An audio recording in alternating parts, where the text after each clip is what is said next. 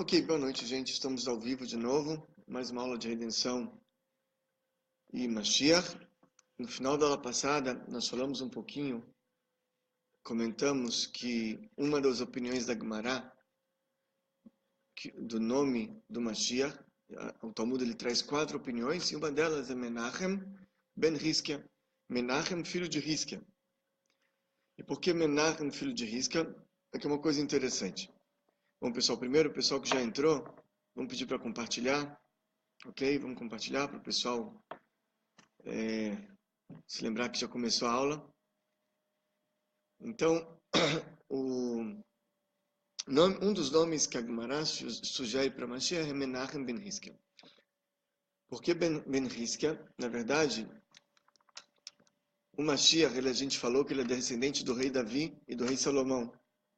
Mas tinha também um outro rei, que também era descendente do rei Davi e do rei Salomão, que o nome dele era Hiskiau Amelech. Hiskiau em português, eu acho que é Ezequias, pode ser, não? Ezequias. Hiskiau. Então, o Talmud fala que ele é Menachem, filho de quem? Filho do Hiskia. Não chama ele filho de David, nem filho de Shlomo, filho de Hiskia. Por quê? Porque aqui a gente vê que o Mashiach ele tem uma qualidade muito parecida com o rei Hiskiau, com o rei Ezequias. E qual é essa qualidade? Quando o rei Davi fez guerra, o rei Davi fez guerra com a espada. Está escrito que por isso ele não construiu o templo, e sim o filho dele, porque Dam Larov Shafarta, ele derramou muito sangue. E não era apropriado para alguém que derramou muito sangue construir um templo para Deus. É claro que tudo que o rei Davi fez foi de acordo com a providência divina. Ele sempre perguntava no peitoral do sumo sacerdote antes de ir para a guerra, não que ele fez algo de errado. Mas mesmo assim, no final das contas, como ele derramou muito sangue, não era apropriado para ele também ir e construir o templo. Então não foi ele. Rei Salomão também, ele fez coisas no final da vida, pegou muitas mulheres, também teve algum ponto onde ele não foi perfeito. Já o Hiskiau, o Talmud fala sobre ele que ele era um grande homem que tinha uma fé inabalável para Deus, uma confiança em Deus inabalável, algo fora de série, algo fora do comum. Por exemplo, tem 3 coisas que o Hiskiau, rei Ezequias, fez, e os sábios elogiaram muito ele. Uma, o pai dele era um perverso, ele pegou os ossos do pai dele, Girer Mitat Aviv, e ele triturou os ossos do pai, alguma coisa assim. Uma segunda coisa que ele fez, Kitet Nahasha Nehoshet. Na época do rei Ezequias, ainda tinha aquela cobra de cobre que Moisés fez quando eles guerrearam contra os amalequitas. Para aqueles que se lembram, quando o povo judeu saiu do Egito, estava todo mundo com medo de guerrear com o povo judeu. Porque o mar foi aberto, as águas do mundo inteiro se abriram, todo mundo tinha medo, os judeus venceram a superpotência mundial que era o Egito. Todo mundo tinha medo. De repente veio um povo, os amalequitas, começaram a guerrear contra os judeus. O que ele fez, Moisés? Moisés, está escrito que Vaishev Berosh Agivá, ele sentou num local mais alto, e ele pegou, na racha, Deus mandou ele fazer uma cobra de cobre. Simeão, nesse, ele colocou ela lá em cima, todo mundo que olhava para a cobra de cobre que Moisés fez, era curado. E vencia a guerra. E aquele que não olhava morria, porque tinha umas cobras venenosas que estavam picando os judeus. Então, aqueles que olhavam para a cobra de Moshe eram curados. Essa cobra de cobre ainda existia na época do rei Ezequias. E as pessoas achavam que ela tinha algum poder especial de curar as pessoas. Porque Moisés fez, e está escrito lá que quem olhava para ela era curado. Então as pessoas erroneamente olhavam para aquela cobra de cobre como algo assim milagroso. E na verdade não é essa história. Na verdade, aqueles que olhavam para a cobra, que estava lá em cima, levantavam os olhos para os céus, esses eram curados. A cura não vinha da cobra, vinha dos céus, vinha de Deus. Aqueles que não levantavam os olhos para ver, não eram curados. Então, como na época do rei Ezequias ainda existia essa ideia de pessoas achavam que a cobra que curava, ele pegou e triturou essa cobra, acabou com essa cobra. Que teto na rochas, ele triturou essa cobra. Uma terceira coisa que ele fez, está escrito, Ganav Sefer Arefuot. Tinha na época dele um livro de curas. Um livro que tinha cura para qualquer doença. As pessoas esqueceram que quem cura é Deus.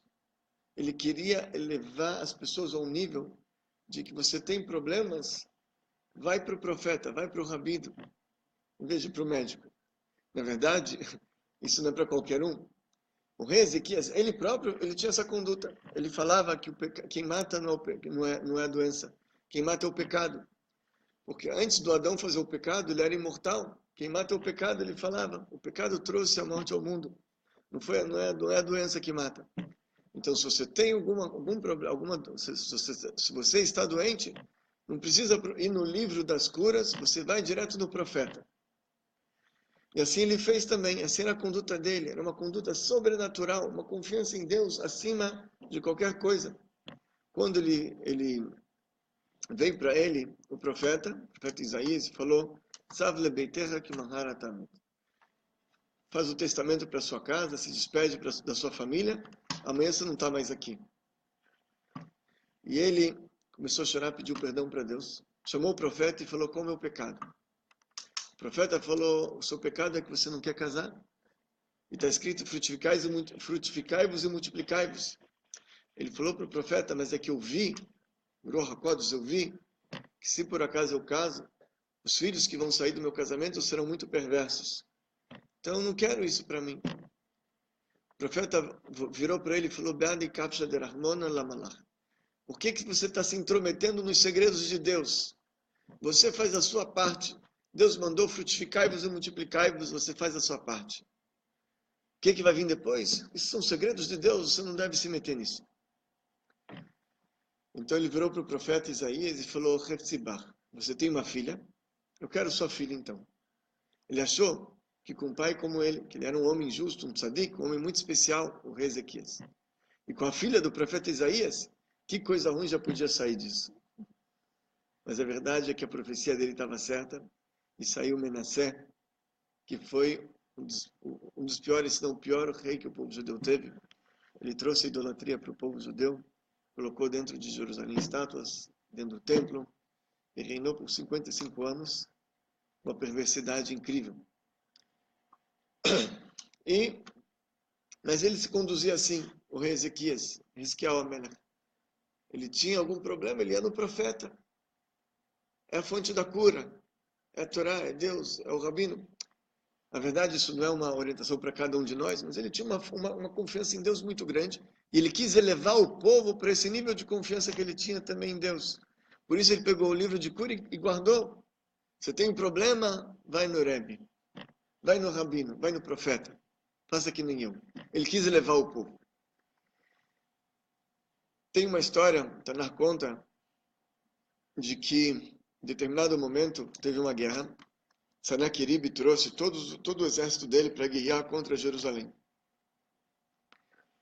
Quando ele chegou e ele viu que Jerusalém era só aquilo, ele virou para os soldados e falou, é só isso?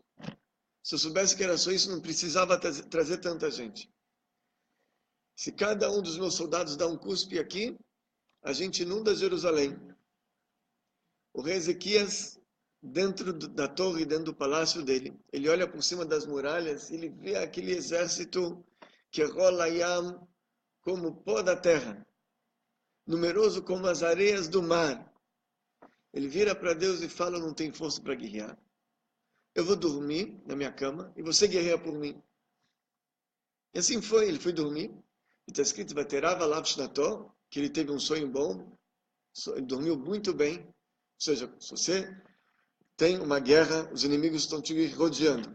Você é o responsável pelo povo, pela cidade, você é o rei. Você tem que tomar uma atitude. Ele foi dormir. E não só que ele não estava preocupado, ele estava tão tranquilo e tão confiante em Deus, ele teve um bom sono, está escrito. Imagina só. E Deus viu a confiança que ele tinha tão grande em Deus, que Deus mandou uns anjos e acabou no Mahane Ashur com o acampamento dos assírios, do rei Senaquerib. Então está escrito aqui que o rei Ezequias ele fazia as guerras diferente do rei Davi e diferente do rei Salomão. Aliás, Salomão não teve guerras, mas diferente do rei Davi. O rei Davi foi com a espada. E o rei Ezequias, como é que ele fez a guerra? Com a confiança em Deus, com a palavra, com a reza. Eu vou dormir, por favor, o Senhor guerreia por mim. Ele rezou para Deus e Deus guerreou por ele. A reza do Ezequias, a maneira como ele lidava com as coisas era sobrenatural. E é por isso que o Mashiach é chamado Menachem. O Talmud chama ele de Menachem, filho de quem? De Ezequias, de Hisquiá. Por quê? Porque essa é uma característica também do Mashiach. As guerras que ele vai fazer também vão ser na palavra, não na espada. Está escrito em Isaías 11, um dos sinais do Mashiach, qual que é? Que com a vara da sua boca, ele vai bater o perverso. E a gente via algumas condutas, por exemplo, do Rebbe, que era assim também. Vou contar uma história para vocês, muito, muito interessante. Ela aconteceu em 1953. Começou em janeiro de 1953, acabou em março. Na União Soviética, naquela época, imperava o temível Stalin.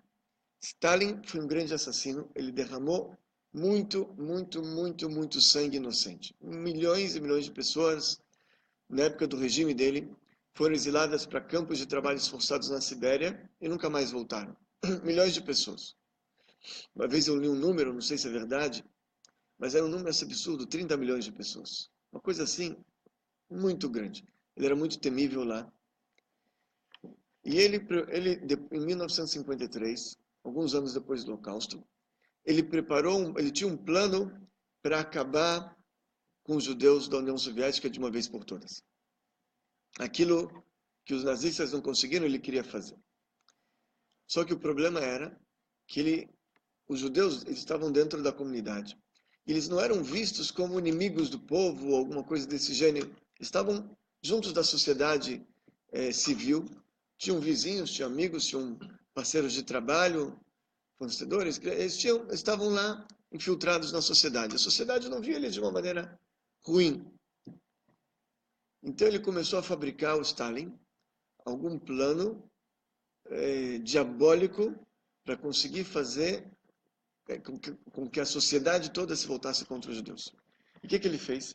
Ele fabricou a trama dos médicos. O que foi a trama dos médicos? Aliás, antes disso ele já começou alguma persuasão, mas a trama dos médicos, principalmente em 53, foi a seguinte. Num determinado dia, janeiro de 53, se eu não me engano, o rádio e os jornais, o jornal chamado Pravda em russo significa verdade. Mas a única coisa que não tem no jornal é a Pravda. Então, esse jornal Pravda abriu o noticiário de manhã no rádio, no jornal, e anunciavam que foram pegos 9 médicos, dos mais proeminentes médicos da Rússia, porque eles tentaram envenenar algumas pessoas do governo comunista.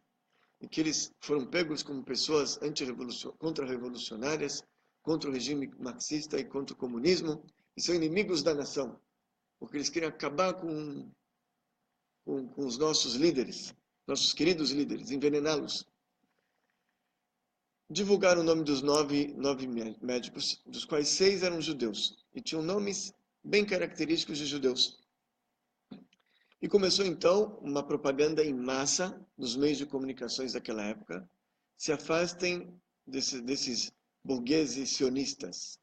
A maioria dos meios de comunicações não usavam a palavra judeu, mas usavam outras expressões que não deixavam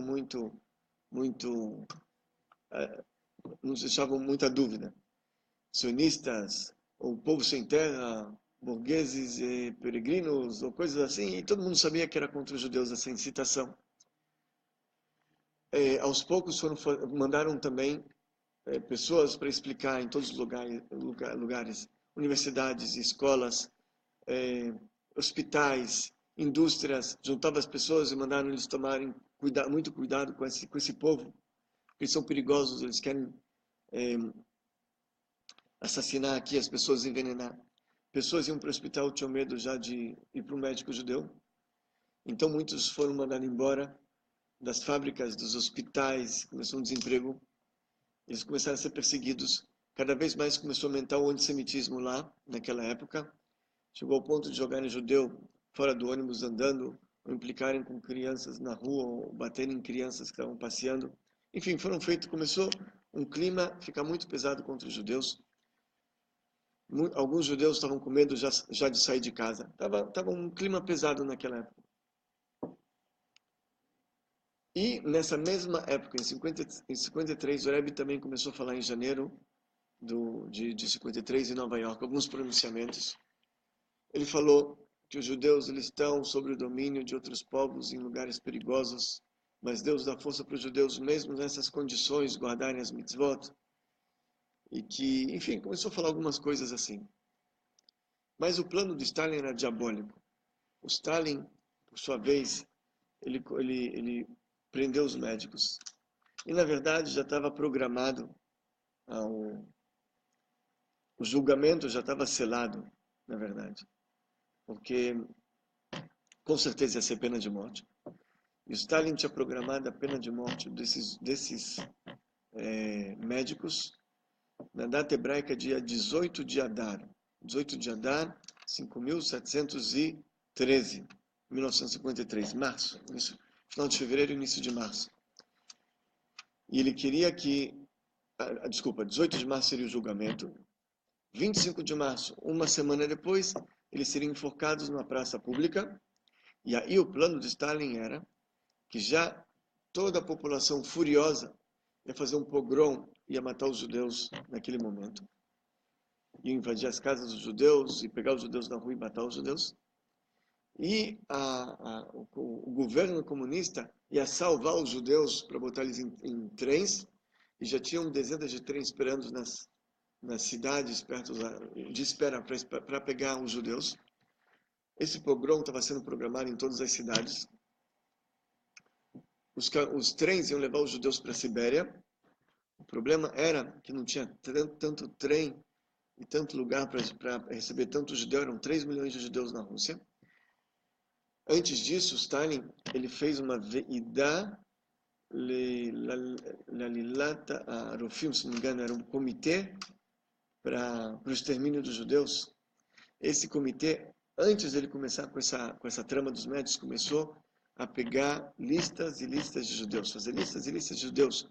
Pegava nas indústrias, pegava nas universidades, nas escolas, em todos os lugares. Então o plano do Stalin era mandar para a Sibéria, só que o quê?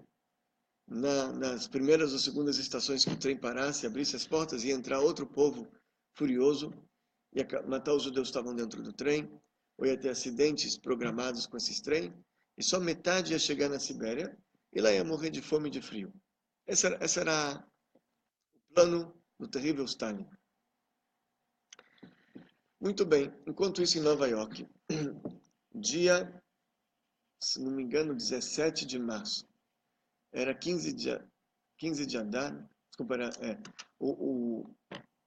então, se não me falha a memória, era assim, 18 de março era para ser o julgamento. De 17 de março à noite, o Rebbe, ele se reuniu com seus Hassidim na sinagoga, no 770. Era, na verdade, o final da festa de Purim.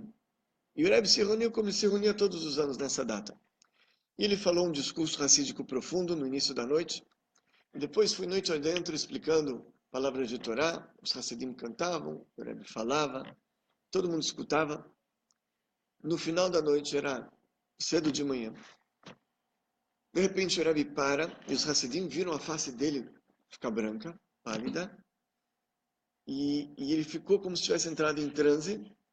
Normalmente isso acontecia antes dele falar um discurso racídico. Ele ficou assim, conectado.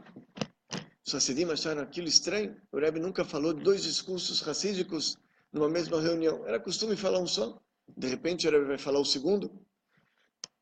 Isso dura alguns minutos. De repente o Rebbe ele volta para o público e começa a contar uma história. E ele contou que na época do quinto Rebbe de Chabad, foi logo depois da Revolução Bolchevista em 1917. O Rebbe, o quinto Rebbe de Chabad, ele pediu para os Hassidim irem até a cidade grande e lá participar de uma votação que ia acontecer. Ok, os seus Hassidim foram, e um dos Hassidim, ele nem sabia o que era cidade, nunca tinha ido em cidade grande, não tinha a mínima ideia como é que vota, o que é votação, mas o Rebbe mandou e ele foi. Ele foi, os amigos dele, ele se preparou para fazer a vontade do Rebbe, que era a votação. Os amigos orientaram para ele como é que faz, se escreve isso aqui, se bota na urna, ele fez. E quando ele saiu lá da casa da votação, tinha um público grande do lado de fora. E o público estava gritando, hura, hura, hura. O Hassid achou que isso era parte da cerimônia de votação. Ele também começou a gritar, hura, hura, hura. Só que o Rebbe, ele quando fez isso, ele juntou as mãos assim. E ele falou 3 vezes forte para frente, hura, hura, hura. Os Hassidim acharam aquilo muito estranho. Alguma coisa está acontecendo aqui. O Rebbe contou a história, falou hura. Daqui a pouco o Rebbe vira para a sua direita. Ele conta de novo a história para quem estava do lado direito do Rebbe. Já que eles tinham escutado já a primeira vez. Junta as mãos e fala hura, hura, hura, mais uma vez, 3 vezes.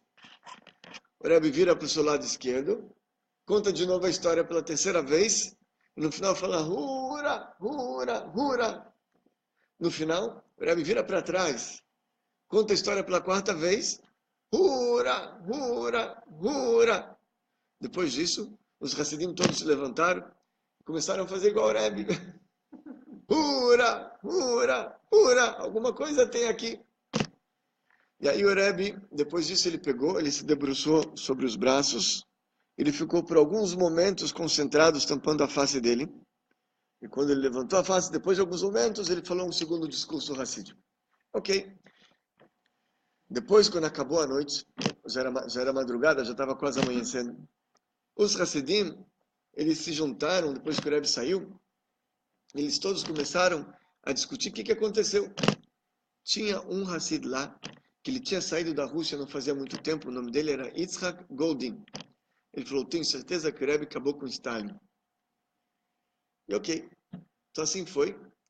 No dia seguinte, dia 18 de março, se não me engano foi essas datas ou foi bem próximo, tá? Mas se não me engano era isso. O Rádio Pravda abre o noticiário outra vez e fala que o Stalin está muito doente e que todos rezem.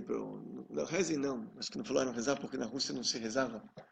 Mas avisando a toda a população que o Stalin está muito doente. Aqueles que conheciam já o jornal Pravda, o Rádio Pravda, já sabiam que era mentira. E se já avisou que ele está doente, provavelmente ele já morreu. Então, só preparando o caminho. E no dia seguinte, outra vez, o locutor abre o noticiário de manhã e anuncia para todos a morte do Stalin, que aconteceu quando? Aconteceu justamente naquela data que o Rebbe estava fazendo hura, hura, hura. Como ele morreu? Tem algumas teorias. Alguns falam que ele teve uma parada cardíaca. Alguns falam que ele foi assassinado pelos outras pessoas do governo, porque eles tinham medo que esse plano ia levar a uma 3ª guerra mundial. E uma pessoa muito próxima do Stalin, que fugiu para a Inglaterra logo depois da morte do Stalin, uma das pessoas do governo, ele contou que naquela noite, onde o Rebbe estava falando lá o discurso exatamente, o Stalin, ele chamou o presidente da União Soviética naquela época, uma pessoa que exercia esse cargo oficialmente, e ele entregou para ele um bilhete, morte a todos os judeus. Esse presidente, ele pegou aquele bilhete, amassou, jogou na cara do Stalin, assim contam, e aquilo foi muito forte para o Stalin, não aguentou, ele teve uma coisa muito forte, acabou morrendo daquilo, ataque cardíaco, alguma coisa assim, acabou morrendo. De uma maneira ou outra, aquilo ficou de uma maneira assim, será que realmente foi ou não? Uma incógnita. Será que foi o que o Rebbe falou nos Estados Unidos? Será que foi o papelzinho que jogaram na cara dele? O que foi? 40 anos depois, pegaram aquele discurso racídico que o Rebbe falou, tá achando bem, quase 40 anos depois, em 1952. Imprimiram aquele discurso racídico que o Rebbe falou no final da reunião, em 1953, e sempre que imprimiu um discurso racídico, tinha também na introdução, escreveu algumas linhas explicando quando foi falar desse discurso e alguma coisa sobre esse discurso. E lá eles colocaram as pessoas que prepararam o discurso para o Rebbe revisar, colocaram nessa introdução que esse discurso foi falado no final da reunião de Purim, de tal data, e que esse discurso tem relação à morte do Stalin, que aconteceu naquele momento também. O Rebbe olhou aquilo, revisou e deixou imprimir. Ou seja, que confirmou. Foi isso mesmo. Então, isso fala o profeta Isaías. O Beshevet Piv Yakirashá. Que com a boca dele, ele vai castigar o perverso. Assim era o rei Ezequias, com a boca dele ele fazia guerra. E o Rebbe também. Tem outras histórias também que ele fez. Ele acabou também matando os perversos com a boca dele. Tinha uma história, uma vez tinha um nazista, um médico nazista quis matar uma judia. O Rebbe trocou os bilhetes, o nazista foi e a judia ficou no final. Então, com a vara da sua boca, ele acaba com os perversos. Então, assim, Rebbe, essa semana, esse domingo, eu me encontrei com um rabino dos Estados Unidos. Shmuel Spritz, ele se chama. Ele teve um assunto interessante em 1995, 96, por aí. Ele, enfim, ele queria fazer um determinado trabalho para o Rebbe, só que tinha gente botando o pé gente não querendo deixar. Gente guerreando com ele para não deixar ele fazer o trabalho da maneira que ele queria, enfim. Que era uma coisa para o Rebbe, ele queria muito. E as pessoas chamaram ele numa reunião, e as pessoas pressionaram ele, fizeram problemas para ele. Ele voltou para casa, escreveu uma carta para o Rebbe, e falou, olha, o que eu faço? Talvez eu tenha que guerrear contra essas pessoas, guerrear no bom sentido, discutir, brigar, enfrentar. Ele falou, não, você continua seu trabalho, não liga para eles, deixa isso para mim e para o meu sogro. Assim o Rebbe falava. Estava escrito na carta. Né? Eles estão mexendo com fogo. Assim o Rebbe falava. Passou 2 anos, essa pessoa teve um infarto. Ele chamou o rabino e falou, eu sei que foi por causa daquilo, eu te peço desculpas. Enfim, essas algumas histórias que com o cajado de sua boca ele vai bater no perverso. Só corrigir uma coisa. Sim. Stalin morreu 5 de março de 18 de Adar, então foi isso, exatamente. Boa. Então, 5 de março de 1953, 18 de Adar aconteceu. Era isso mesmo.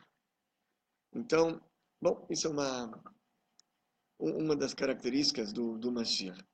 A gente mencionou aqui uma coisa interessante. Falamos do 770, que é onde o Rebbe se reunia com os Hassidim. O Rebbe ele tinha uma casa na President Street, ali no Brooklyn, que ficava 2 quadras do 770.